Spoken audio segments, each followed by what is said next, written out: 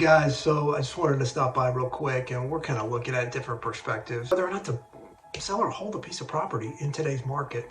My name is Josh Bryan with Bryan Haggard Land Group, specialize in land sales, acquisitions throughout DFW. With the rising interest rates over the last 9 months, it's made things relatively difficult, and it's changed the market a little bit. Land values are still really high compared to what they've been over the last 5 to 10 years. They've astronomically gone up.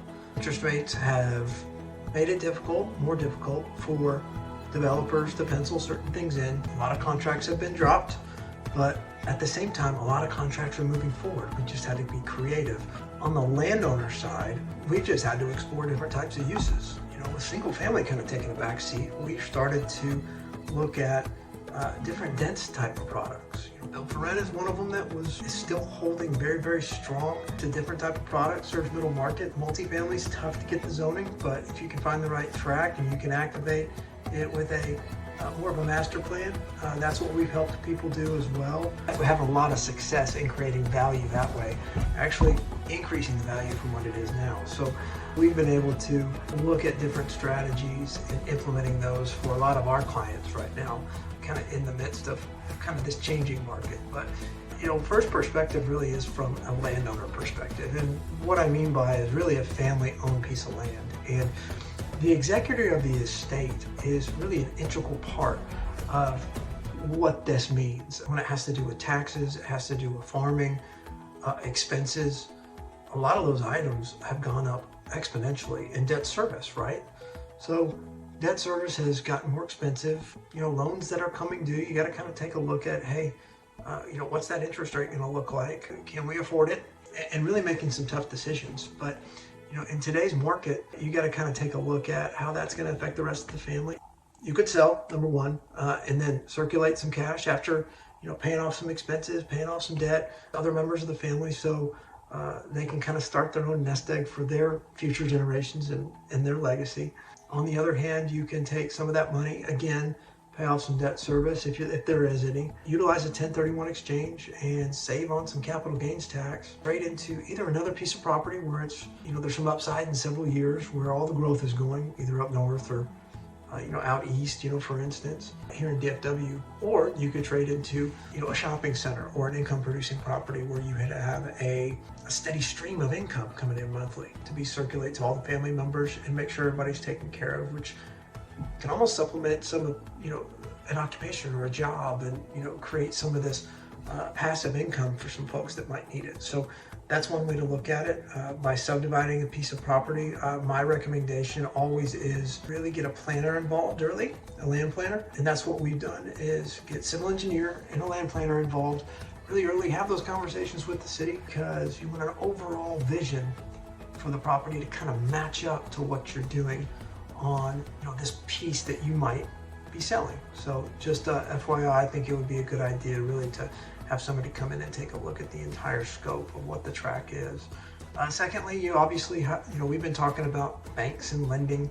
That's the second perspective, because banks have oftentimes been sitting on the sidelines to date. I think it's going to change in the summer. So those who are watching this video in 2024, we'll see what happens. Obviously, Fed has increased rates the fastest we've ever seen them in the last 9 months, and that's starting to slow down as of February. So we'll see if some of that cash gets off the sideline and starts reinvesting. But for now, you've got to kind of take a look at what's the payoff look like? Is there any penalties involved in that? And if there is a refinance, what does that look like? Do you want to, does your client want to invest more into the property that they have, or take that money out, reinvest it somewhere else and utilize that same relationship? I think banking relationships are one of the most important relationships you can have. So to have that open communication with your lender is vital in getting deals across the finish line, open communication, and really spelling out options as far as getting financing in order. Thirdly, really important part of everything would be the planning and zoning, department over at the city, right? So planning and zoning is vital when it comes to, the overall comprehensive plan, zoning ordinances. Where does your tract fall into all that? What are the overall plans for the city? So for instance, there could be a larger scale development surrounding your site. in the midst of that, you've got your tract. It's like almost a donut hole in the middle of the whole thing. And whether you sell it or you hold it is a really big decision. And it affects those around it. It affects the city. It affects the surrounding development and things like that. So there might be an opportunity for an assemblage. There might be an opportunity for the city to be able to give incentives to activate your tract. So, perspective of the city, really they're the watchdog, and also they're proponents of a lot of the building regulations and zoning ordinances, and caretakers of putting together the overall vision of the city. So really that's the third and final perspective I kind of wanted to go over, because a lot of people don't think of that. But to work in unison with the city is a big deal.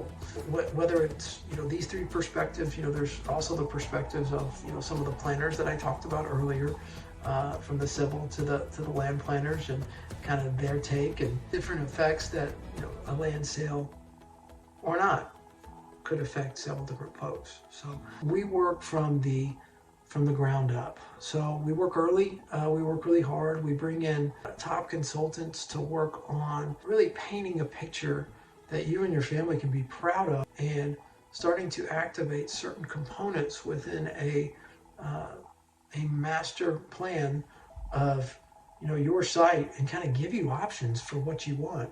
And that way you can control and dictate and really provide either your kids, your grandkids, their kids, really a sustainable life moving forward, something that you guys can be proud of. But hope all is well, guys. Again, if you have any questions, give us a holler.